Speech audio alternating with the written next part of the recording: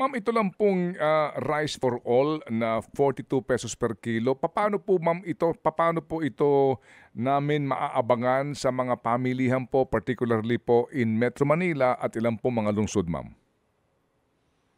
Magiging available na po kasi itong bigas na 'to na nagpepresyo na 42 pesos po per kilo sa ating mga pampublikong pamilihan in the National Capital Region. Within December po ito magiging available. Pero for now po, may mga available na po sa ating mga kadiwa sa Metro Manila din po. Opo. So ma'am, ang kadiwa po, 42 talaga ang presyuhan po nito per kilo. Anong hong klaseng bigas po ito, ma'am, at saan po ito galing? Mga well-milled rice po ito. Ang pinanggalingan po nito ay combination po ng local production at meron din pong mga imported. Okay. Ma'am, ito pong 42 pesos na ito ho ba ay subsidized by the government?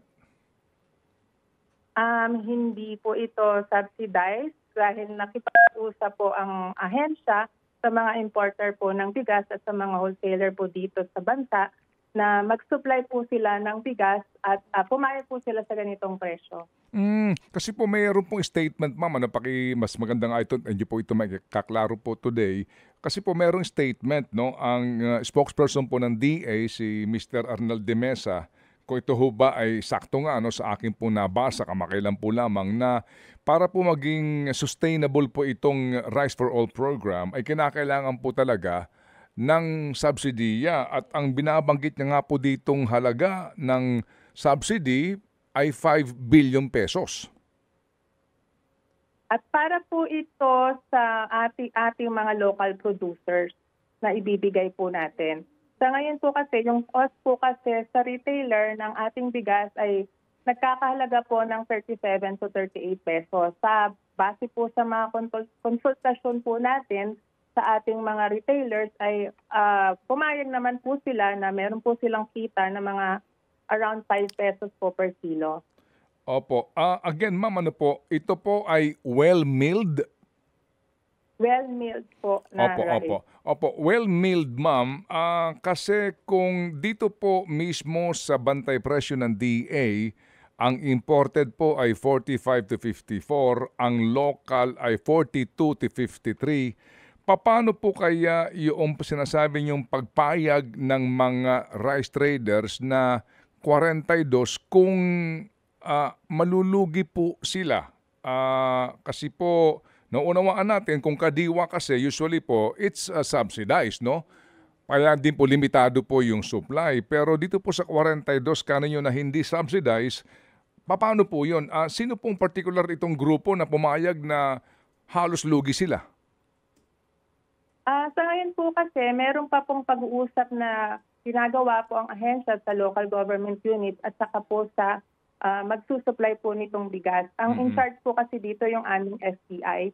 Sila po ang bahala sa aming logistics at sa distribution po ng mga 42 pesos per kilo po na bigas. Sa ngayon po, ma'am, sa mga kadiwa, meron na po nito, di ba? Opo, meron na po ito. Nilaunch po namin ito noong August 1. Opo. 20 taong kasalukuyan. Opo. So kung meron na po sa kadiwa, ma'am, hindi ho ba, ma'am, sa kadiwa kaya po mas mura ang bigas nga ay dahil subsidized po?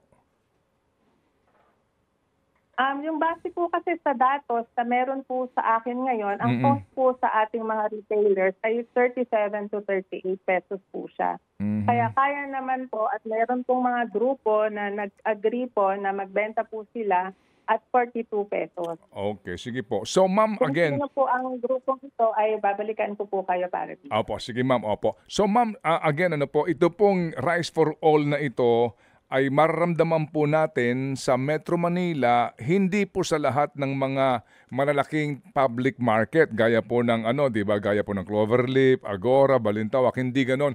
Pili din po itong mga public market. Ano po?